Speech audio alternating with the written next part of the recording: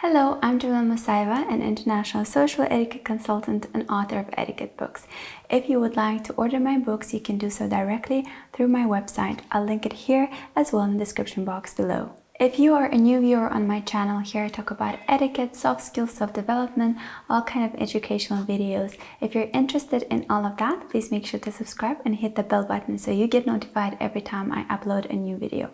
If you're an etiquette lover, make sure to join my Patreon Etiquette Movie Club. There I do full-length movie reviews on etiquette. And if you are a returning viewer, I'm always delighted to see you back on my channel. So today's video is dedicated to something that I have been thinking of doing for quite some time, because this technique has tremendously improved my life in all kinds of its aspects.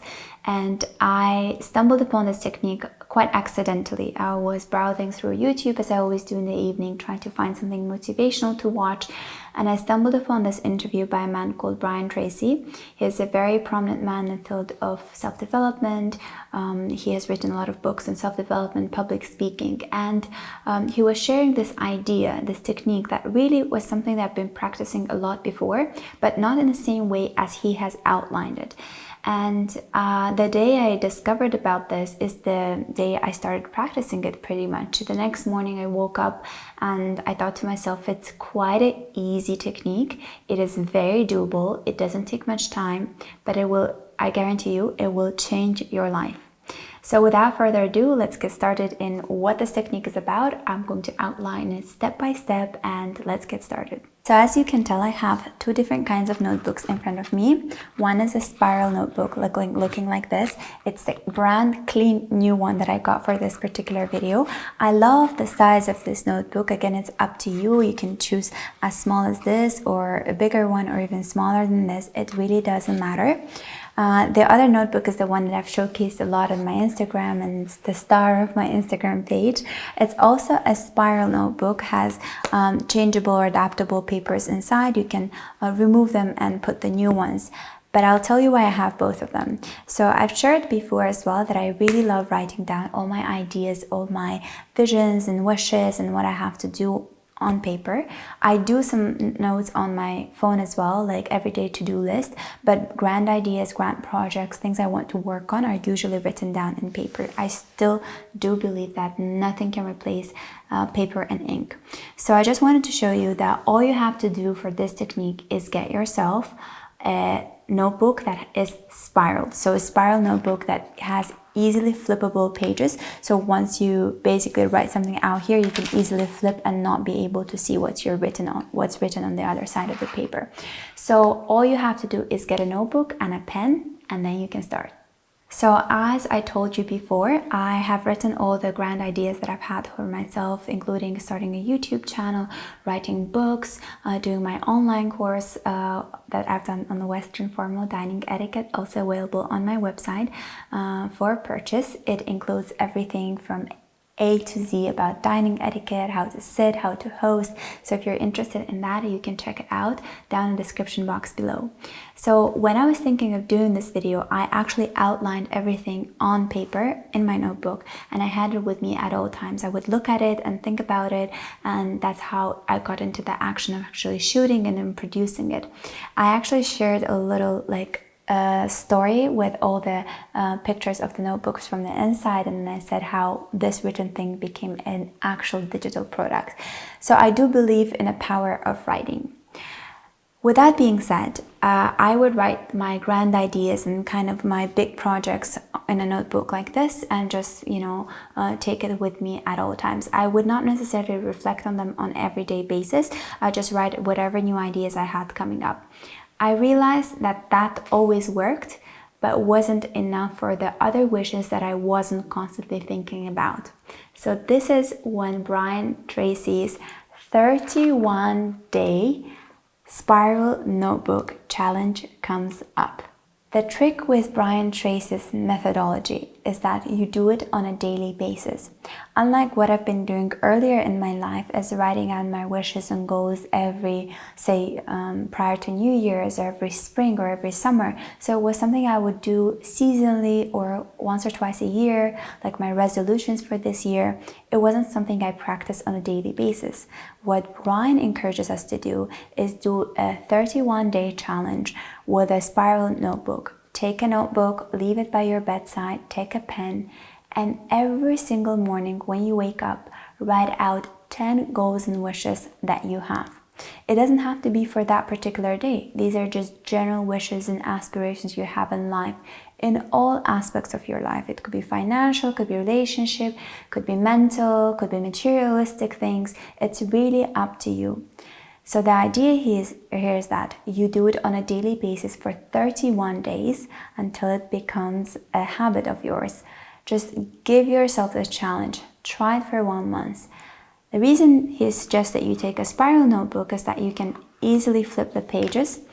So the idea here is that once you've written out your 10 goals and wishes for that day, let's say you wrote out on Monday, when you flip the page on Tuesday, you're no longer able to see what you've written on Monday. So on Tuesday, you write again all your goals and wishes and aspirations.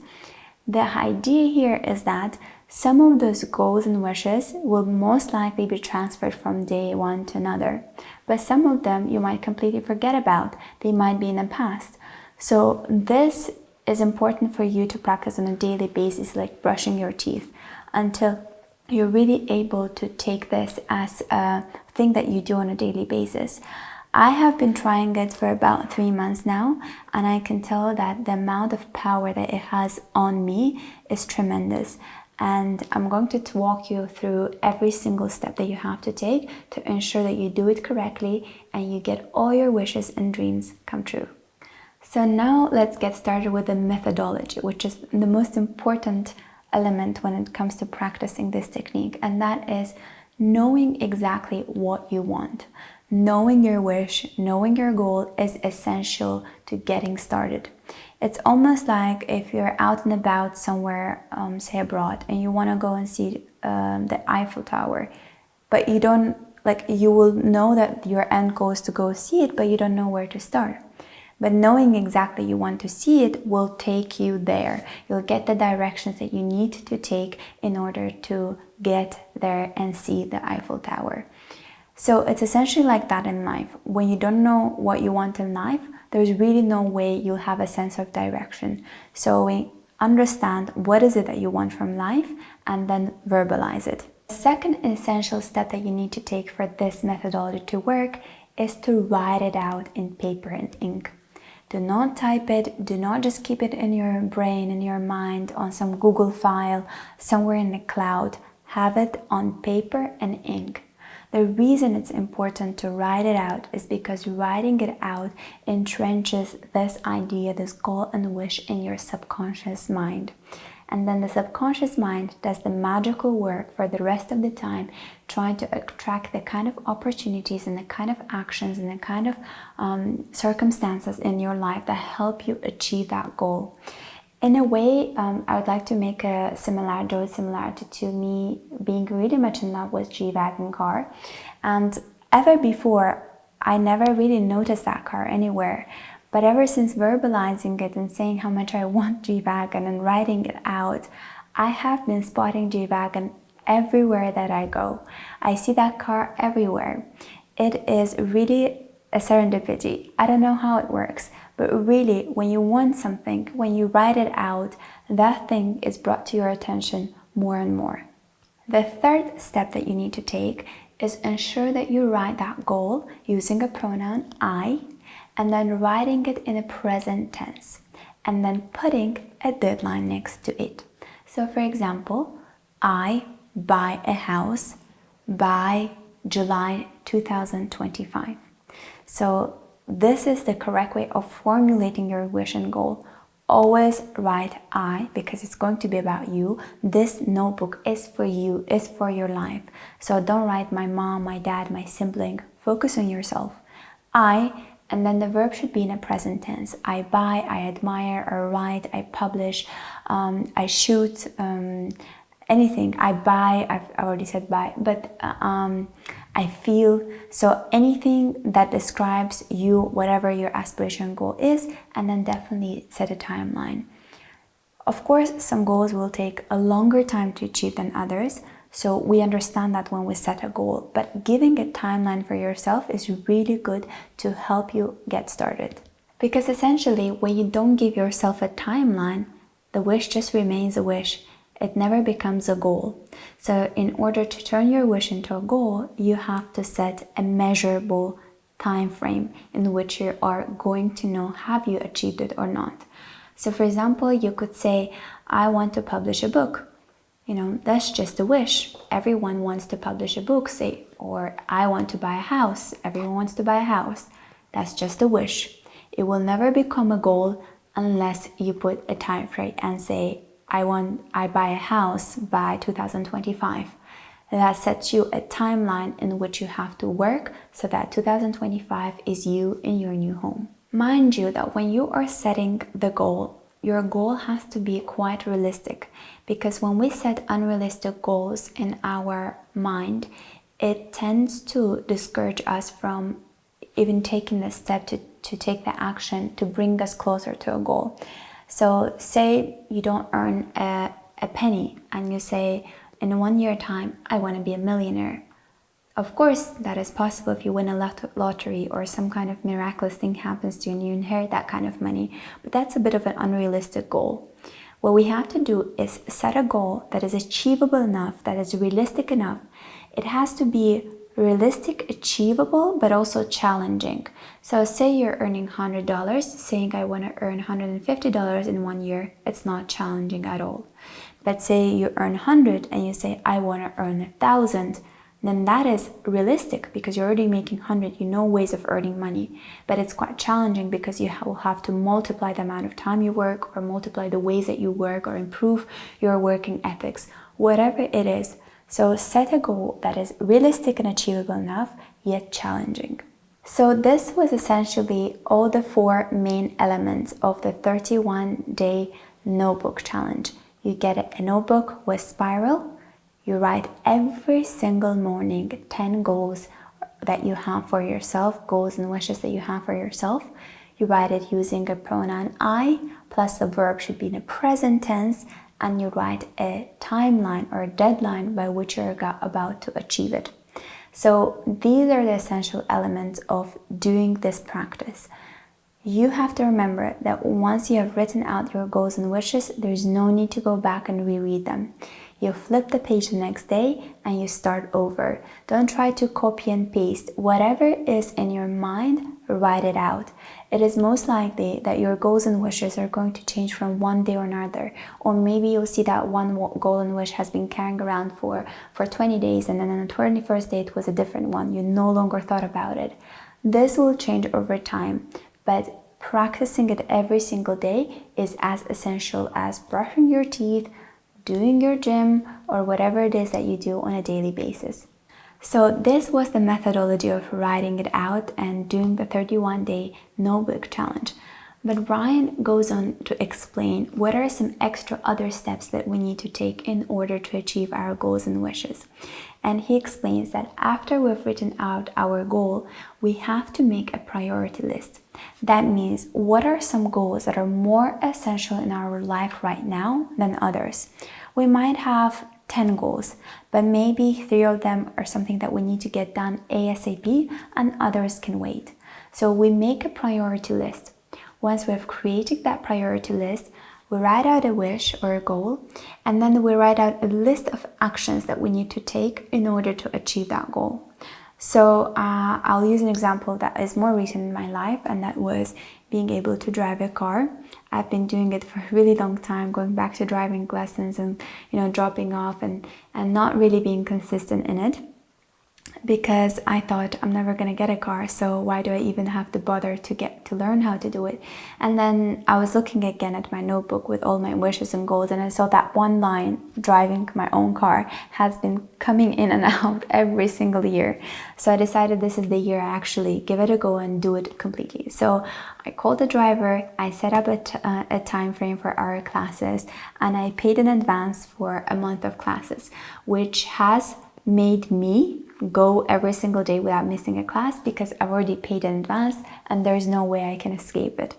So the action plan, the wish here was I drive my own car by 2023, and then I have this list of actions: call the driving teacher, pay in advance for a month of classes, and then there's no need to escape from it. There will be no way of escaping from it.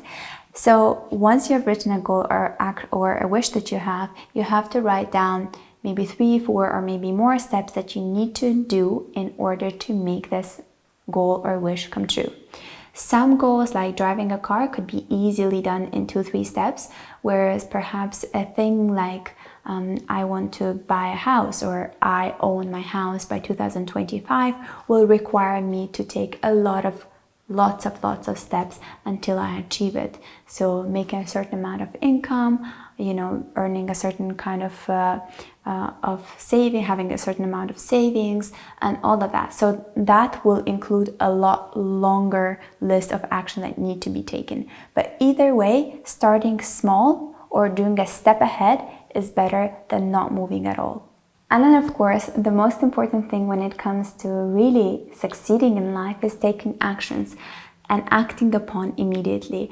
I heard this phrase somewhere that, a wish without an action is just a dream.